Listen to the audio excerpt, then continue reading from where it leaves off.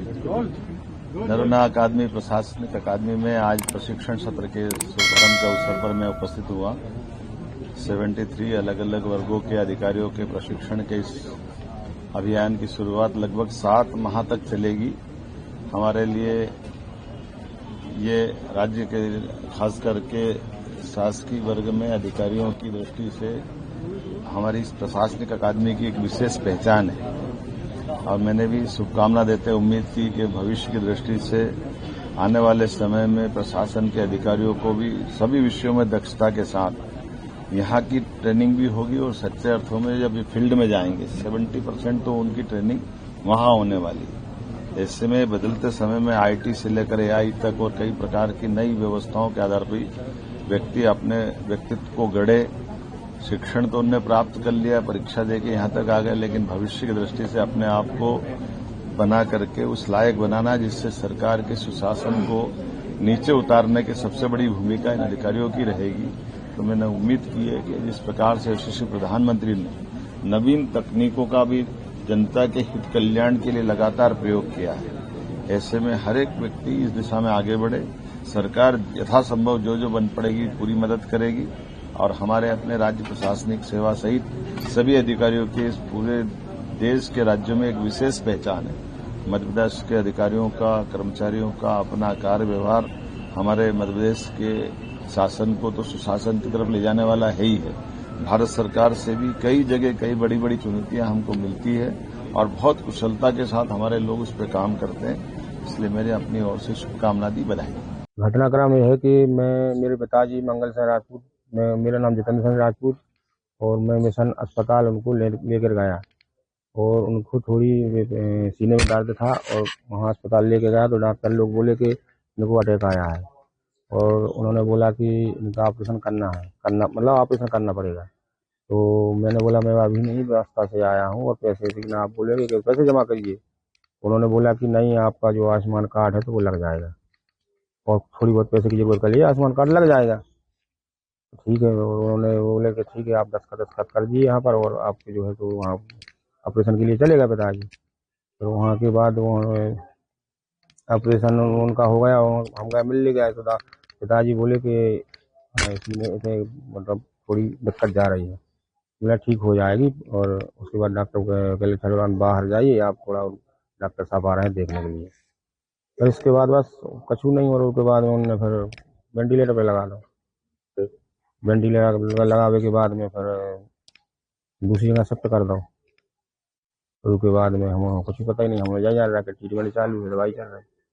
तो कितने दिन रहे हुए हैं एडमिट ऑपरेशन के बाद? ऑपरेशन के बाद 2 घंटे, 2-2.5 घंटे। उनकी डेथ हो गई? नहीं, डेट पहले हो गई सर, वो वहाँ से वेंटिलेटर पे लगा के दूसरी जगह शिफ्ट कर दो। तो आप लोगों ने पोस्टमार्टम नहीं कराया? पोस्टमार्टम की वहीं स्टाफ वाले बोले कि अटैक से मौत हुई है, क्यों पोस्टमार्टम कराते हो? और तो हम उन्होंने ठीक है भाई, अब अपन को क्या मालूम था कि ये सब है। कहीं शिकायत भी नहीं की आप लोगों ने? नहीं की शिकायत नहीं। ये जो डॉक्टर का नाम आ रहा है, डॉक्टर केम, इनसे जॉन, मिले थे आप?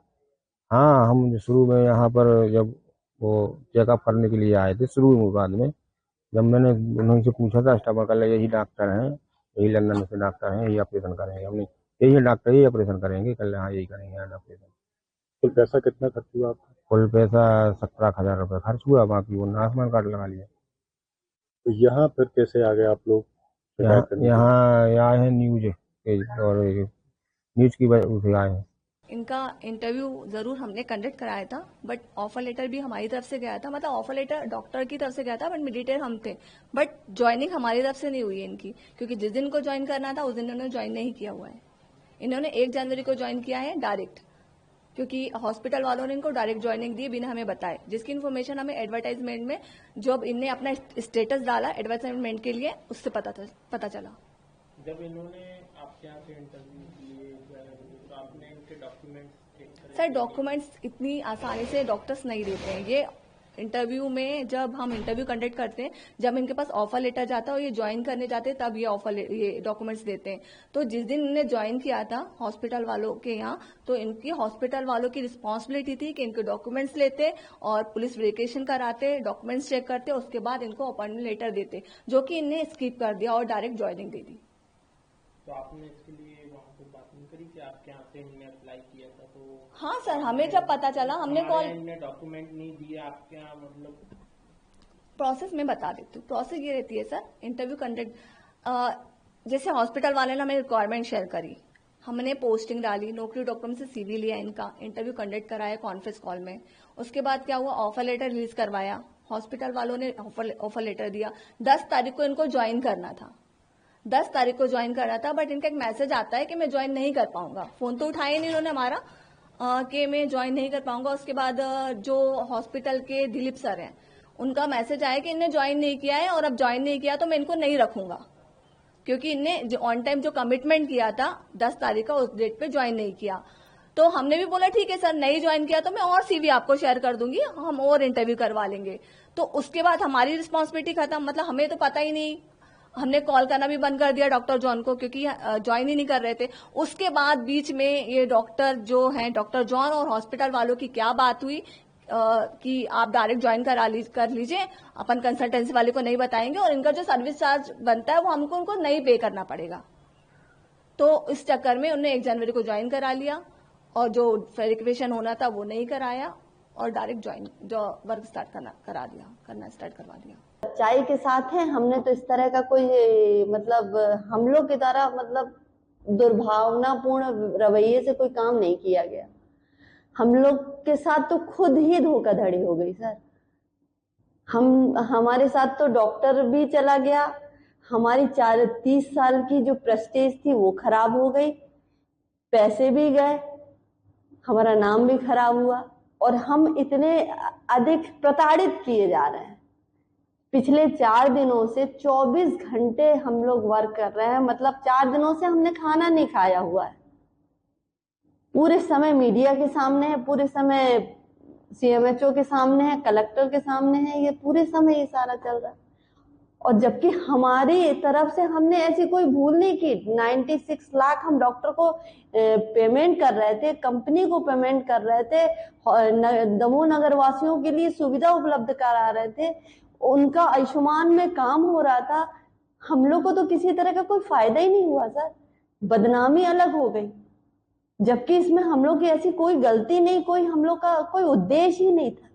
मिशन हॉस्पिटल हमारी संस्था ने हमेशा दमोह नगर वासियों के लिए पवित्र हृदय से काम किया है, कभी भी छलने की कोशिश नहीं की गई। आज भी हमारी संस्था में पैसे कमाने के लिए हमारे मिशन हॉस्पिटल में किसी तरह की ये नहीं कि पेशेंट से पैसे लेने के लिए हम कुछ काम करें, सिर्फ सेवा की दृष्टि से काम किया जाता है और जो उसका जिस एवज में हम मतलब काम करते हैं उसी में फीस लेते हैं बस।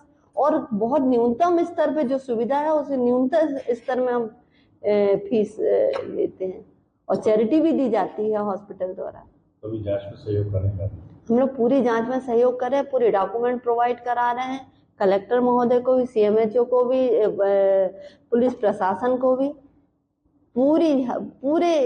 पूरी तरह से उनको हम सारी डॉक्यूमेंट्स प्रोवाइड करा दिए और जो भी वो मांगते जाएंगे हम देते जाएंगे, क्योंकि हम लोग ने कोई फ्रॉड नहीं किया हुआ है, ना ही हमारी ऐसी कोई भावना थी। हम लोग तो फ्रॉड का शिकार हो गए सर। मतलब ये जो सर्जरी की बात आ रही है, कितनी सर्जरी की होगी इतने दिनों में? सर वैसे तो डॉक्यूमेंट्स देख के ही बताना चाहिए, पर लगभग 13 या 14 प्रोसीजर की थी उन्होंने। 7 मौतों का मामला आ रहा है आपके हॉस्पिटल में, उनकी सर्जरी के बाद 7 मौतें हुई जी।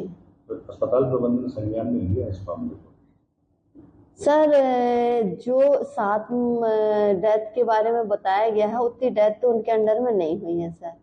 और जो डेथ जिस समय हुई उस समय पेशेंट के द्वारा या उनकी सहमति से सारे ट्रीटमेंट किए गए थे डॉक्टर ने, और उस समय इस तरह की कोई बात ही नहीं उठी, इस तरह का कोई मामला ही नहीं समझ में आया, ना पेशेंट के थ्रू ना कुछ ऐसी परिस्थिति दिखी कि जिसके संबंध में हम लोग मतलब संदेहजनक स्थिति में जाते या हमें किसी की बात की चिंता बनती। वो तो डॉक्टर चले गए, तब हमें अपनी मशीन नहीं मिलने के एवज में हमने वो शिकायत दर्ज कराई।